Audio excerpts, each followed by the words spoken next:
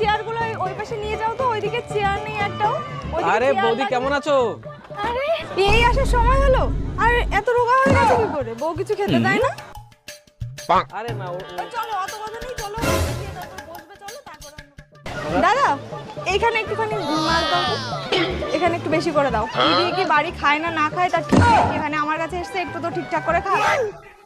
A few moments later. সোনা, এই খুব খিদে পেয়েছে, খেতে দাও না। রান্না হয়েছে? আমি রান্না করিনি। কেন? কেন আবার কি?